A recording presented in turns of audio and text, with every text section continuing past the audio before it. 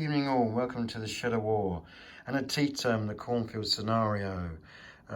End of turn 10 and I'm stopping the game there simply because, shall we say, round one is definitely to the Confederates. A glorious victory for the cause, boo hiss, because I'm a bluebelly through and through myself.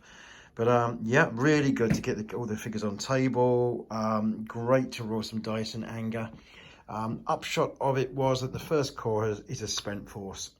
Other than the opening shot, which you saw there with Halstaff and Christian, which have got to grips with the Confederate line, the rest of it's been a total debacle. No attack at all on the westwards over here. I mean, the Confederate command over there is virtually untouched. In the centre, we've had attacks by 6 brigades in total, all of which have been chewed up and thrown back. I've got to say, though, there were some seriously bad morale rolls. 2 turns in a row for the Unions, who had actually got to the Confederate line. SD Lee's off-board artillery tore gaps in them, causing what they call an elephant test. And they rolled double 1 and 3, causing 2 brigades to fall back, whipped. They're only small brigades. It was a total and utter mess. He couldn't have made it up. I actually thought about re-rolling the dice, but I thought, no, stick with it. And I was right too, because actually, as I say, Christian and Halstaff over here actually did get to grips. And you can see the Halstaff not only has broken through, but also clashed now with that artillery battery and has just won that melee, and that battery is about to disperse. And the Union have their first real major breakthrough, unfortunately, off table. The Confederates have a total of 9 more regiments of infantry that are readily available straight away, and I think it's another 8 or 9 that could come on potentially later.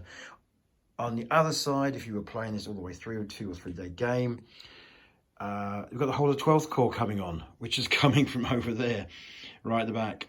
So basically it's round one's over. You sort of clear the decks of all the dead and wounded and throw in the fresh units, and off it goes again. So as a scenario, I really enjoyed it.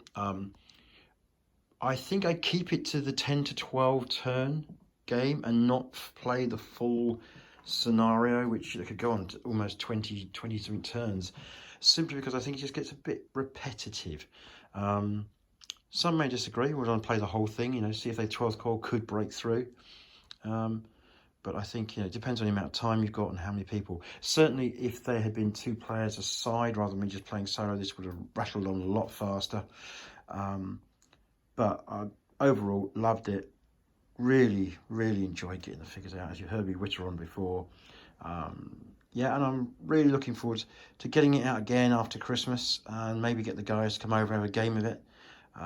Also, we'd like to try it with Ian Fuller's really interesting command setup he's got, which uses the staff officers, ADCs that you see in a lot of Dave Brown's rule sets, but throws it into a different way of actually using them. And it helps a lot in reducing the hesitant impact, which you'll see on on my post on Facebook.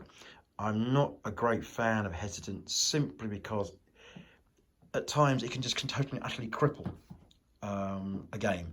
And there was actually one turn where, believe it or not, I rolled 5 hesitants for the Confederates. Now, being the defenders, it didn't really hurt them that much. But when the Union were rolling hesitants, they just weren't moving forward. At crucial points, were about to charge, they rolled hesitant. They have a limited number of ADCs or staff officers, so they can't influence everything. And yeah, just a series of bad rolls, and suddenly your whole attack just stops. As a gaming experience, it can be really irritating. And again, if you're playing in the evening or playing over an afternoon, you don't really want to have your game crippled by a series of just, in my opinion anyway, a series of random results, which just stops at the most well-planned, well-executed attack from failing at the last minute. It just doesn't sit right with me. Probably just from a gaming perspective more than anything.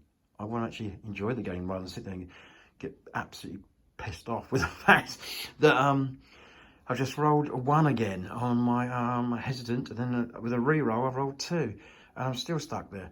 So anyway, I hope you've enjoyed the videos. As you know, it's pretty well amateurish. It's straight off the iPhone. There's no lights. It's all done in one take, no editing. Hence you can hear me whistling, shouting, swearing, whatever. But I hope you've really enjoyed it. And please keep an eye on the YouTube channel, because I will be trying to post more stuff, as it seems some of you actually quite like it. Cheers everyone, have a good one.